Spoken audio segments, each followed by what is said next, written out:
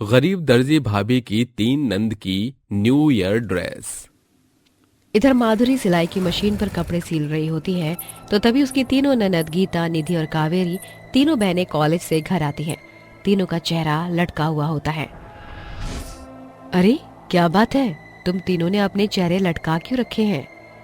वो तीनों अपनी भाभी से कुछ नहीं कहती और चुपचाप जाकर बैठ जाती हैं, जिसके चलते माधुरी अपनी सिलाई की मशीन को रोकती है और पहले अपनी तीनों ननद के लिए खाना गर्म करके लाती है।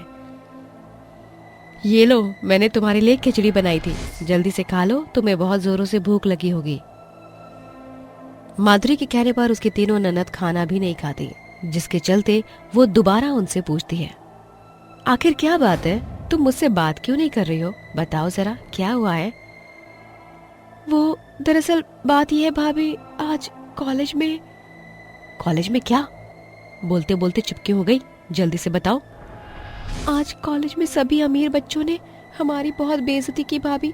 सब कह रहे थे कि हम हर साल वही पुराने कपड़े पहनकर नए साल को सेलिब्रेट करते हैं। हम बहुत गरीब हैं और इस बार भी हम वही पुराने कपड़े पहनकर कॉलेज जाएंगे। ऊपर से सर्दी में पहनने के लिए नए स्वेटर तक नहीं है। इसीलिए इस बार हम तीनों बहनें नए साल को सेलिब्रेट करने कॉलेज नहीं जाने वाली। बस इतनी सी बात के लिए तुम इतना परेशान हो रही हो? मेरे होते हुए तुम्हें परेशान होने की जरूरत नहीं है। तुम्हारी भाभी एक टेलर है, ये तुम कैसे भूल जाती हो? मैं जैसे तैसे करके तुम तीनों को नए कपड़े बना कर दूंगी। ये सुनते ही गीता, कावेरी और निधि तीनों ही खुश हो जाती हैं। अच्छा भाभी, सच में आप हमसे प्रॉमिस करो कि हमें नए कपड़े बनाकर दोगी? माधुरी प्रॉमिस तो कर देती है, लेकिन बाद में जब उसे प्रॉमिस को पूरा करना होता है तो उसे बहुत ज्यादा दिक्कत आने लगती है। इधर घर का राशन खत्म हो चुका था तो उधर ठंड में सड़क का काम करते करते उसके पति विनोद की तबीयत खराब हो जाती है। ये क्या विनोद जी? विनोद जी की तो बहुत ज्यादा तबीयत खराब है, इन्हें तो बुखार भी है और सर्दी भी लग गई। जो पैसे मैंने जोड़े थे अब वो मुझे उनकी दवाई लाने में खर्च करने होंगे। माधुरी के पास जो भी पैसे होते हैं वो अपने पति की दवाई ले आती है, जिसके बाद वो अपने पति को दवाई खाने के लिए देती है। दवाई के लिए तुम्हारे पास पैसे कहाँ से आए माधुरी?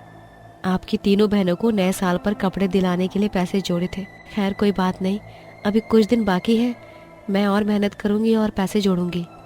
माधुरी ऐसा कहने के बाद अपने पति की देखरेख करके अपनी सिलाई की मशीन पर बैठ जाती है और कपड़े सिलना शुरू कर देती है।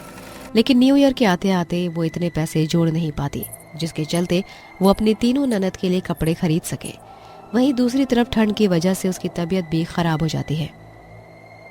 सुबह से तबीयत खराब है, ऊपर से घर के अंदर तो अन्न का एक दाना तक नहीं है। अब मैं क्या करूं? कुछ पैसे बचाए थे, वो भी अब मुझे राशन लाने में खर्च करने होंगे। बचे कुचे पैसों से वो अपनी दवाई ना लाकर घर का राशन ले आती है। अब उसके पास एक फूटी कौड़ी नहीं होती और नया साल आ जाता है, जिसके चलते उसकी तीनों ननद उसके पास आती हैं और उससे पूछती हैं, भाभी बताओ हमारी नई ड्रेस कहाँ है जो आप हमारे लिए बनाने वाली थी? माफ कर दो तुम तीनों मुझे, मैंने बहुत कोशिश की मैं तुम्हारे लिए नई ड्रेस बना सकूं, लेकिन अफसोस कि मेरे पास पैसे ही नहीं बच पा रहे थे। एक तरफ तुम्हारे भैया की तबीयत खराब हो गई, दूसरी तरफ घर में राशन भी नहीं। अब मैं क्या करती, तुम तीनों जानती हो, घर का खर्चा भी मुझे ही देखना पड़ता है। कोई बात नहीं भाभी, आप परेशान मत हो, हम समझ सकते हैं, अभी हमारे हालात ही कुछ ऐसे हैं। चलो हमारे पास जो भी कपड़े पहले के हैं वही पहनकर हम अपने नए साल को मना लेते हैं। गीता की बात मानने के बाद तीनों बहनें मायूस होकर पुराने कपड़े पहनकर ही अपने कॉलेज में पहुंच जाती हैं, जहां सभी स्टूडेंट्स उनकी बहुत बेइज्जती करते हैं। वहीं श्रेया उनसे कहती है, क्या हुआ, तुम दोनों तो वेस्टर्न ड्रेस पहन कर आने वाली थी न्यू ईयर पर, लेकिन फिर से वही पुराने कपड़े। तुम तीनों का कुछ नहीं हो सकता। ऐसा कहीं लिखा नहीं है कि हमें सिर्फ नए कपड़े पहन कर आने हैं, हर कोई अपनी इच्छा से कुछ भी पहन सकता है। अरे जाओ जाओ, अपनी गरीबी को छुपाओ मत, सब जानते हैं यहाँ कि तुम कितने गरीब हो। ये सुनकर निधि रोने लगती है और रोते हुए न्यू ईयर की पार्टी को छोड़कर वहां से वापस घर पहुंच जाती है। वहीं जब माधुरी अपनी तीनों ननद को नए साल पर घर में ही दिखती है तो उसको बहुत बुरा लगता है। चाहे कुछ भी हो जाए, लेकिन अगले साल न्यू ईयर पर मैं अपनी तीनों ननद को मायूस होने नहीं दूंगी। मैं उनके लिए बहुत सुंदर और वेस्टर्न ड्रेस बनाऊंगी। ऐसे ही देखते देखते कुछ वक्त बीतने लगता है, जिसके चलते विनोद की तबीयत ठीक हो जाती है और अब वो काम करना शुरू कर देता है। वहीं दूसरी तरफ माधुरी मन लगाकर अपनी सिलाई करती है और पैसे जोड़ती है। जब तक पूरी तरह मेहनत नहीं करूंगी तब तक किस प्रकार अपनी तीनों ननद की ख्वाहिश को पूरा करूंगी। मुझे दिन रात मेहनत करनी होगी। माधुरी दिन रात मेहनत करती है, जिसके चलते दोबारा से सर्दियां शुरू हो जाती हैं और नया साल आने वाला होता है। ओह ओह, बहुत ज्यादा ठंड हो रही है ना। नया साल आते आते बहुत ज्यादा ठंड पड़ जाती है। सही बोल रही हो। पता नहीं न्यू ईयर की पार्टी में सभी लड़कियां वेस्टर्न ड्रेस कैसे पहन लेती हैं। क्या उन्हें ठंड नहीं लगती होगी? इस बार हम तीनों न्यू ईयर की पार्टी पर नहीं जाने वाले। हम अपने घर पर ही रहेंगे ताकि कोई हमारा मजाक न उड़ा सके। सही बोल रही हो तुम, हमारा घर में रहना ही ठीक होगा। तीनों बहनें घर में ही रहती हैं। जैसे ही नया साल आता है, माधुरी सुबह सुबह उन तीनों को अपने पास बुलाती है और उन्हें बहुत सुंदर और प्यारी न्यू ड्रेस देती है, जो कि बिल्कुल नई डिजाइनर ड्रेस की तरह दिख रही होती है। इतनी सुंदर ड्रेस तो मैंने पहले कभी नहीं देखी भाभी। आप ही इतनी महंगी और सुंदर ड्रेस कहाँ से लेकर आई हो? बहुत मेहनत करके मैंने खुद ये ड्रेस अपने हाथों से बनाई है तुम तीनों के लिए। आज न्यू ईयर है। पिछले साल मैं तुम्हारा वादा पूरा नहीं कर पाई थी, इसीलिए इस साल अपना वादा पूरा करती हूँ।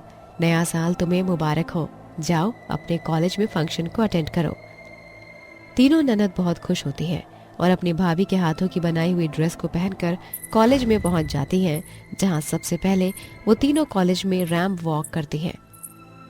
अरे देखो जरा, उन तीनों को उनकी ड्रेस कितनी प्यारी लग रही है। वो तो वही गरीब है ना, जो हर साल एक ही कपड़े पहनकर कॉलेज में आती थी। इन्होंने तो तुम्हारी ड्रेस को फेल ही कर दिया। आखिर इतनी महंगी ड्रेस इन्होंने पहनी कहाँ से? उन तीनों की ड्रेस इतनी प्यारी लग रही थी कि कॉलेज की सभी लड़कियां उनकी ड्रेस को निहार रही थी। रैंप वॉक में उन्हें फर्स्ट प्राइज मिलता है, जहां एक बहुत बड़ी डिजाइनर उनसे कहती है, इस पूरे शहर की सबसे बेस्ट डिजाइनर हूं मैं, लेकिन इतनी अच्छी डिजाइनर ड्रेस तो मैं भी नहीं बना सकती। आखिर ये ड्रेस बनाई किसने है? तीनों बहनें खुश होकर अपनी भाभी का नाम लेती हैं। ये हमारी भाभी ने बनाई है हमारे लिए। हमारी भाभी बहुत अच्छी डिजाइनर है।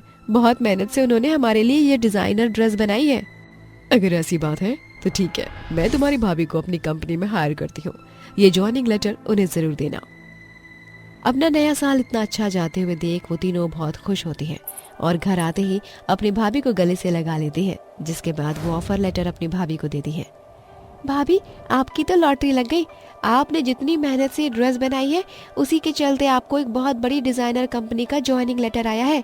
ये देखो, अब आप भी बहुत जल्द एक बहुत अच्छी डिजाइनर बनने वाली हो। ज्वाइनिंग लेटर देखकर माधुरी की खुशी का कोई ठिकाना नहीं होता। वो अगले दिन ही जाकर ज्वाइन कर लेती है, जिसके बाद वो अवनी के लिए बहुत प्यारी प्यारी डिजाइन वाली ड्रेस बनाती है। इसी के चलते अब उनके घर की सभी परेशानियां दूर हो जाती हैं और वो बहुत जल्द अपनी तीनों ननद की शादी करके उन्हें खुशी से उनके ससुराल विदा कर देती है और अपने पति के साथ खुशी खुशी रहने लगती है।